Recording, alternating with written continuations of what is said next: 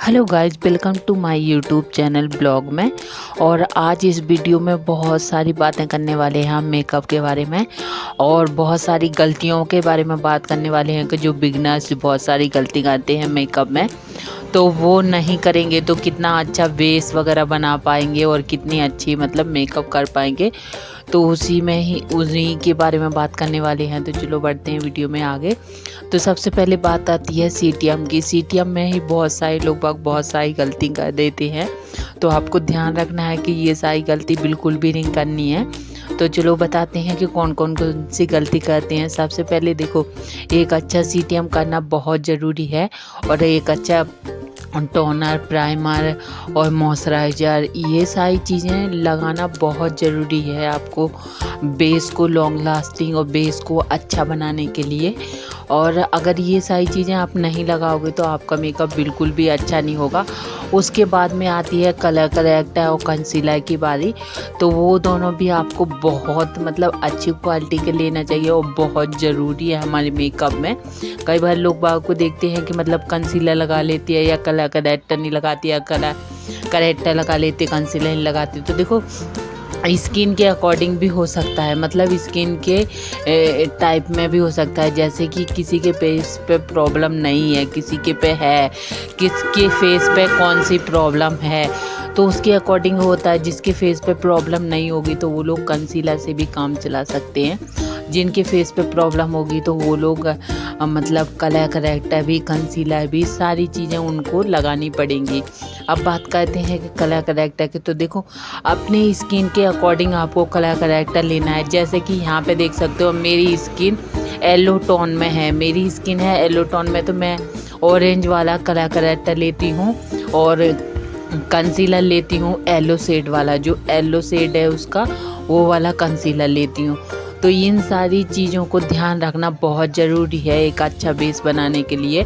बहुत सारे लोग बहुत सारी गलतियाँ कर देते हैं।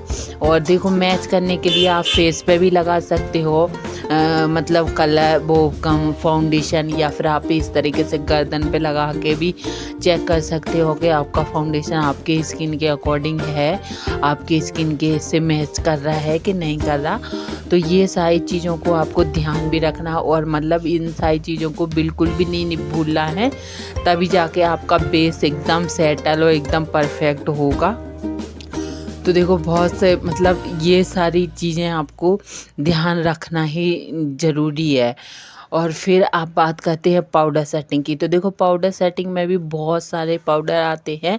वाइट भी आता है, पिंक भी आता है, येलो भी आता है, और भी जो बहुत ऐसे टोन, जिसके स्किन की टोन के अकॉर्डिंग आपको पाउडर चूज़ करना है। किसी की स्किन बहुत ज़्यादा डार्क है तो उसके अकॉर्डिंग भी पाउडर सेटिंग आती है।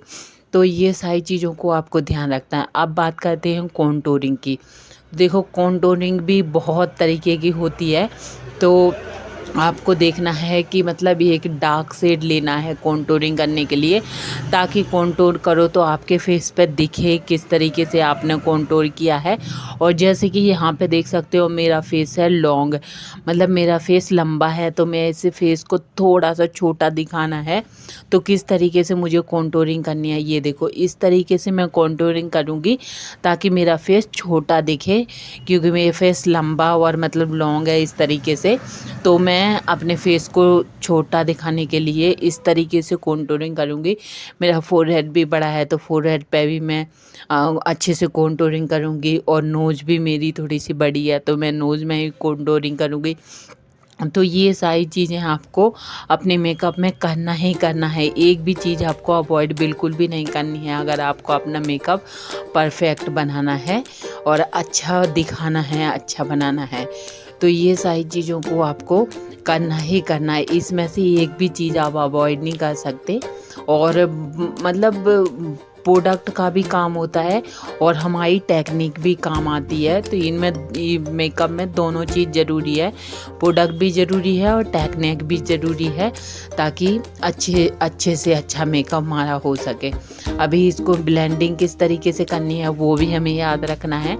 तो देखो, ब्लेंडिंग करने के लिए जो चिन का एरिया मतलब नीचे का है उसे हमें नीचे की तरफ को ब्लेंड करना है, और जो चिक्स का एरिया है उसे हमें ऊपर की तरफ को ब्लेंडिंग करनी है। तो इस चीज़ की भी आपको ध्यान रखना है, और मतलब ये सारी चीज़ें भी आपको मतलब ध्यान में रखते हुए करना है, ये कहने का मतलब है मेरा। तो अभी देखो, ये कॉन्टूरिंग हो चुकी है, और अब हम मतलब फेस को लिफ्टिंग दिखाने के लिए और भी एल शेप हो गया, सी शेप हो गया, इन सारी चीज़ों में भी आप कॉन्टूरिंग कर सकते हो। आजकल तो नए नए हैक भी चले हैं। अब ब्लश की बारी कर लेते हैं यहाँ पे। तो देखो, यहाँ से लेके साइड से लेके आपको इस तरीके से ब्लशर लगाना है, और इस तरीके से आप अगर ब्लेसर लगाओगे तो बहुत अच्छा ब्लेसर लगेगा। और मतलब इसी तरीके से फिर आपको इसमें ब्लेंडिंग भी करनी है।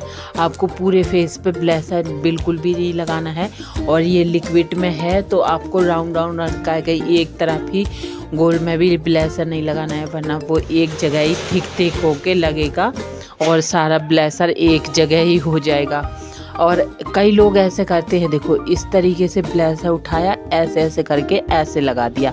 तो ये गलतियाँ भी आपको बिल्कुल भी नहीं करनी है।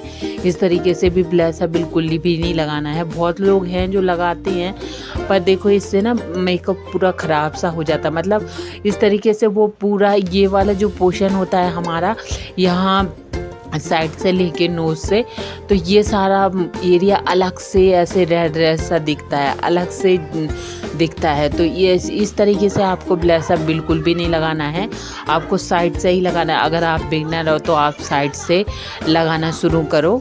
बाकी अगर आपको आता जाएगा जैसे भी टेक्निक, तो फिर आप थोड़ा सा चिक्स वगैरह पे लगाओगे तो वो चलेगा, वो अच्छा लगेगा, आप उस तरीके से लगाओगे।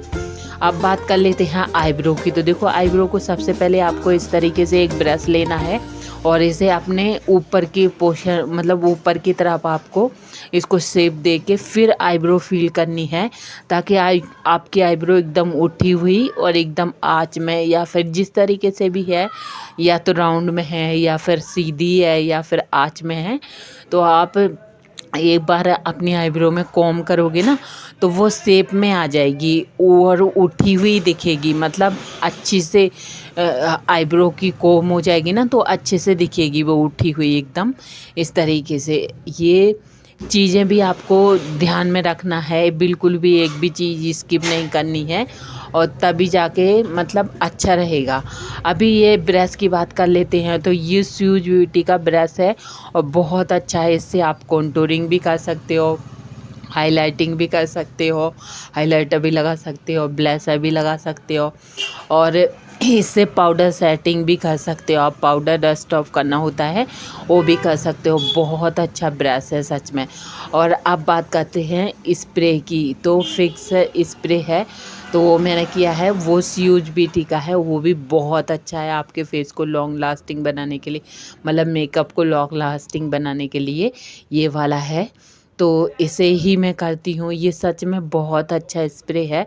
आप जैसे स्प्रे करोगे ना, आप मतलब बहुत लॉन्ग टाइम तक ये चलता है, मतलब लंबे टाइम तक ये स्प्रे अच्छे से रहता है, एज इट इज़ फेस को रखता है।